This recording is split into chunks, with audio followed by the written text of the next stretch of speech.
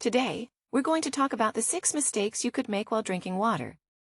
So let's start with the first one, drinking too much water. Now, is this possible? Yes, it is, especially when you force yourself to drink all this water, particularly without the electrolytes that help you deal with this extra water.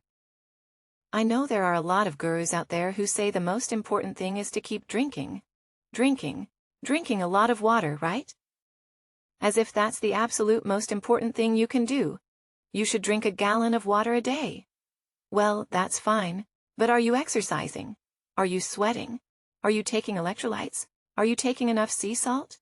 What happens when you drink too much water? You can dilute electrolytes, specifically salt, and create a condition called hyponatremia, where there's not enough sodium in your blood. That actually is a form of dehydration. So it is possible that drinking too much water can put you in a situation where you're dehydrated. I just want to make a point. I'm not against water, you just need to drink the right amount. Hopefully, you have the sensation of thirst to tell you when you're thirsty.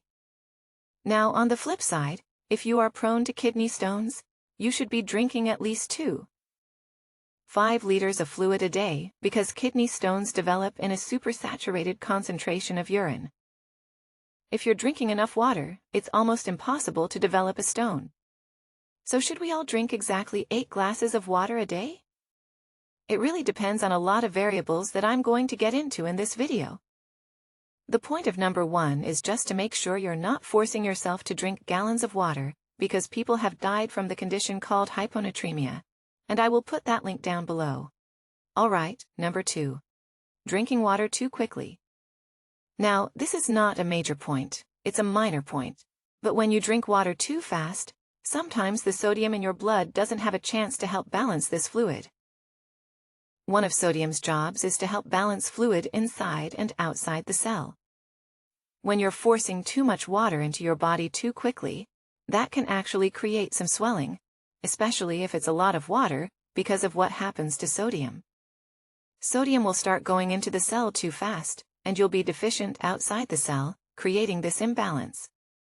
So when you drink water, do it at a pace that is not too fast.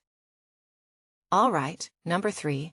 Having the idea that you're getting all your hydration from other fluids like coffee, tea, or maybe alcohol, which completely dehydrates you, or soda, which is also completely dehydrating.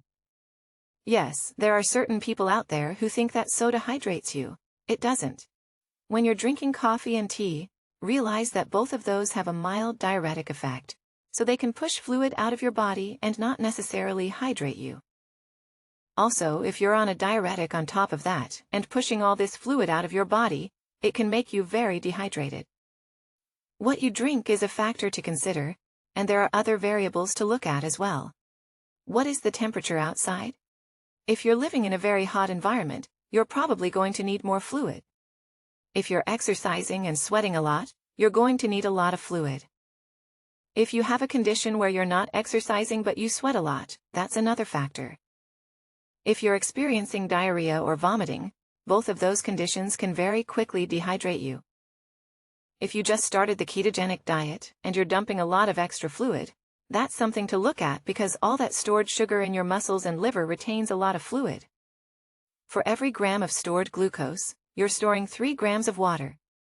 So when you're on a high-carb diet, you're basically a fluid-filled sponge. When you start reducing your carbs, that fluid just starts coming out. If you're not taking the right electrolytes with enough fluid, you can potentially become dehydrated, especially when you start keto. Another factor that I want to bring up that a lot of people don't consider is if you're consuming a lot of potassium in an electrolyte drink with a lot of potassium. If you're not also taking enough sodium, potentially with all these other factors, you can become more dehydrated. The only reason I'm bringing that up is that I personally have an electrolyte powder that's high in potassium, but it also has a good amount of sodium and salts. Typically, that's not going to be a problem. But if you're exercising a lot and it's hot outside and you're sweating, and your diet doesn't have enough salt, let's say you don't put any salt, it's something to look at because potassium is balanced out with sodium.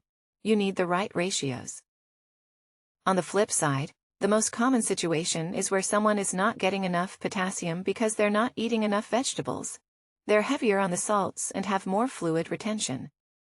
They're usually always deficient in potassium, so doing more potassium tends to help them. Alright, number 4.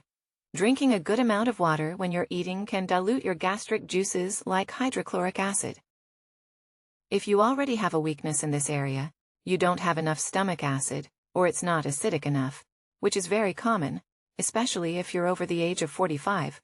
Drinking more water with your meals will dilute your ability to digest, especially protein, and you may end up with GERD or acid reflux. I always recommend that if you're going to drink with a meal, just don't overdo it. It's better if you drink maybe a half hour before the meal or a half hour later. I don't want to make this a really big point. If you are thirsty during a meal, go ahead and drink. But the point is, if you're already deficient in gastric juices, drinking more water will weaken your stomach's ability to digest protein. Alright, number 5. Drinking extremely cold water in large amounts can inhibit the vagus nerve. This is a minor point. It's not a big point. Some people can drink a lot of cold water with no problem. But if your digestive system is already weak, let's say you get a lot of bloating or have a lot of digestive issues, and you drink a good amount of ice-cold water, that can slow down the vagus nerve, which is responsible for digestion. Alright, and number 6, drinking tap water. Some people will say that drinking tap water is safe, but they're finding all sorts of things in tap water that are not safe. Not to mention the normal chlorine and fluoride, but also glyphosate, which is the chemical in Roundup that is involved with GMO foods. You have chemicals that affect fertility hormones and your brain, and you have chemicals that are carcinogenic.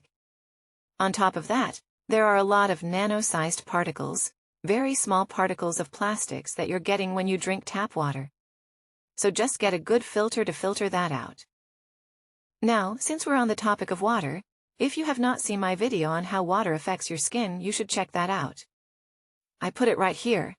It's a really important video.